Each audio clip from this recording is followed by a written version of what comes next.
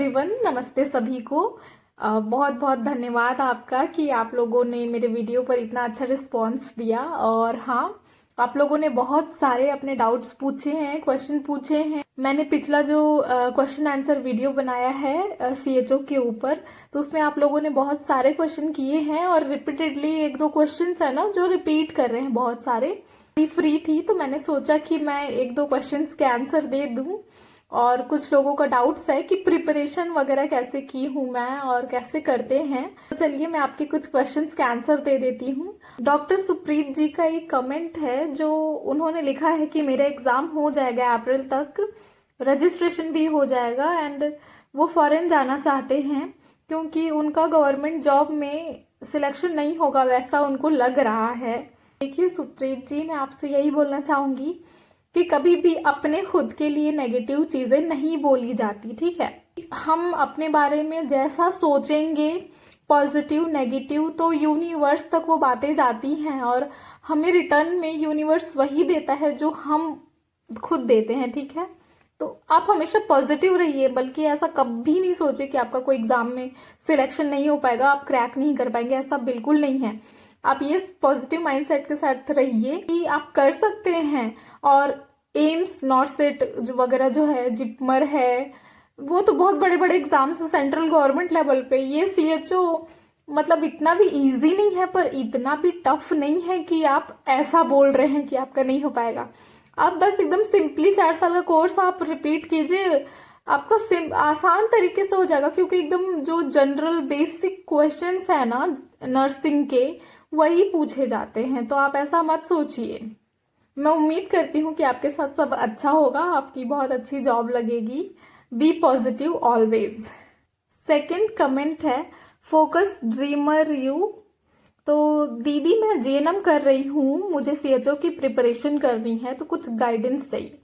यही बोलना चाहूंगी कि आप जीएनएम कर रहे हो तो सबसे पहले तो आप कौन से स्टेट से हो आप पता करो। जीएनएम वालों को एलिजिबल किया गया है कि नहीं सीएचओ एग्जाम के लिए, क्योंकि कहीं कहीं पे जीएनएम सीएचओ एग्जाम को नहीं दे सकते, सिर्फ पोस्ट बेसिक बीएससी नर्सिंग और बीएससी नर्सिंग वाले ही एलिजिबल होते हैं। तो आप पहले बताइए कि आप कौन से स्टेट से हैं, अब मैं उसका वेबसाइट वगैरह चेक करके बता पाऊंगी कि वहां पे जीएनएम को एलिजिबल किया गया है कि नहीं, ठीक है। उसके बाद प्रिपरेशन में आपको कुछ नहीं करना है, आप जो नर्सिंग का कोर्स कर रहे हैं ना उसी को आपको बहुत अच्छे तरीके से पढ़ना है। मतलब जो एकदम जनरल बेसिक चीजें हैं ना मेडिकल नर्सिंग से रिलेटेड, वो सारी चीजें आनी चाहिए। न्यूट्रिशन, बायोकेमिस्ट्री, साइकोलॉजी, सोशियोलॉजी, इन सब चीजें बहुत बेसिक लेवल पे क्वेश्चन आते हैं, तो वो सब चीजें आपको याद होनी चाहिए कि। और पहले तो ये पता कीजिए कि आप जीएनएम हो तो आप एलिजिबल हो कि नहीं अपने स्टेट में सीएचओ का एग्जाम देने के लिए। तो यहाँ थर्ड कमेंट पढ़ते हैं जो राजसा भट्टी जी ने लिखा है। आई एम रियली सॉरी अगर मैं किसी का भी जो आईडी नेम है वो गलत पढ़ रही हूँ, तो मुझे माफ कर दीजिएगा, ठीक है। तो इन्होंने लिखा है, मैडम सीएचओ को रहने के लिए जगह मिलता है क्या फैमिली के लिए प्लीज। तो हाँ, देखिए जहाँ प्रॉपर बिल्डिंग बनी हुई है ना, आयुष्मान आरोग्य मंदिर की जहाँ प्रॉपर बिल्डिंग बनी हुई है, वहां पे attach quarters, bathroom, toilet room, kitchen, सारी चीजें अटैच है, वहां मिलती हैं। लेकिन जहाँ पे बाई चांस अगर कोई पुरानी बिल्डिंग है, 2018 से पहले की कोई बिल्डिंग है, तो वहां पे आपको थोड़ा सा देखना पड़ेगा। अगर पुरानी बिल्डिंग है तो नई बिल्डिंग के लिए आ जाएगा, आपका नई बिल्डिंग बन जाएगी। लेकिन अगर जहाँ नई बिल्डिंग बनी हुई है वहां पे प्रॉपर अच्छे से रूम, बाथरूम, किचन, ये सारी चीजें अटैच मिलती हैं। मुझे भी मिला है मेरे गांव में, पर वहां उतनी फैसिलिटी नहीं है, इसीलिए मैं अपने गांव के ही पास में रेंटेड रूम लेके, मतलब रेंट का रूम लेके रहती हूँ, ठीक है। बेसिकली ये है कि वो जो मेरा सेंटर है ना, मतलब मोस्टली सेंटर थोड़े गांव एरिया में, जंगली एरिया में है, तो वहां पे थोड़ा अकेले रहने में डर भी लगता है। तो इसीलिए हम प्रीफर करते हैं कि थोड़ा अपने उसी एरिया से 5-6 किलोमीटर में हम लोगों को कोई रेंट में अच्छा रूम मिल जाए गांव में बेसिकली, तो हम वहां रहें। अब नेक्स्ट क्वेश्चन पूछा है दिलीप कुमार जी ने कि सीएचओ कब परमानेंट होंगे। एक बार सीएचओ परमानेंट हो जाए तो बस लोग एम्स नहीं सीएचओ में ही आना चाहेंगे।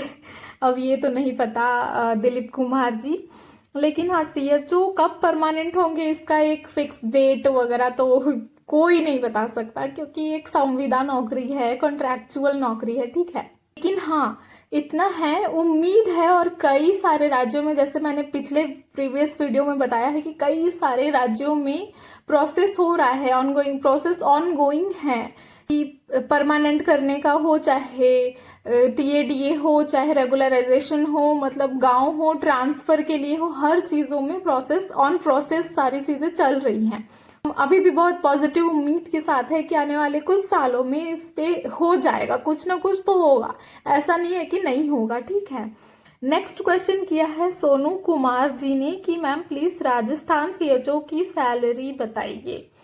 तो देखिए सोनू कुमार जी, मैंने प्रीवियस वीडियो में भी बताया है कि सीएचओ की जो एक फिक्स सैलरी जो सेंट्रल गवर्नमेंट से है ना आई हुई, बेसिक सैलरी 25,000 प्लस 15,000 इंसेंटिव मिला के अप्रोक्स 40,000 बनता है, ठीक है। हर एक स्टेट अपना अपना है ना कम ज्यादा किया हुआ है सैलरी को, जो मैंने पहले भी बताया कि सबसे कम छत्तीसगढ़ में है, 16,500 है, जबकि बेसिक 25,000 होना चाहिए। कि अप्रोक्सीमेटली 40,000 आपको मिलेंगे। कहीं कहीं पे 45 है, कहीं 42 है, कहीं 30 है, कहीं 35 है, लेकिन यही है कि 30 to 40, मैक्सिमम 45 और 45 अबव भी है किसी के राज्यों में। ओके, नेक्स्ट क्वेश्चन पूछा है फैक्ट्स वल्लाह जी ने कि DCHO के प्रिपरेशन पर वीडियो बनाइए। तो मैं देखिए प्रिपरेशन पे बहुत सारे लोगों का कमेंट्स आया है, तो मैं थोड़ा सा डिटेल देना चाहूंगी कि अगर आप BSc नर्सिंग किए हो, GNM किए हो, पोस्ट बेसिक किए हो, कुछ भी किए हो, ठीक है, तो जो 4 साल की पढ़ाई किए हो ना आप, 4-4.5 साल की पढ़ाई, इंटर्नशिप, तो जो आपका पूरा कोर्स है, medical, surgical, nursing, psychology, psychiatric, GNM, nutrition, sociology, सब कुछ जितने भी सब्जेक्ट्स हैं आप सबको पढ़ेंगे। जब पढ़ के निकलेंगे एक एक बार थॉरो कर लीजिए उसको, मतलब कि याद रहना चाहिए जो बेसिक चीजें हैं ना, कितने प्रोटीन्स हैं, अमीनो एसिड्स हैं, कितने विटामिन्स हैं, क्या नाम है, किसकी कमी से क्या बीमारियां होती हैं, बहुत बेसिक चीजें।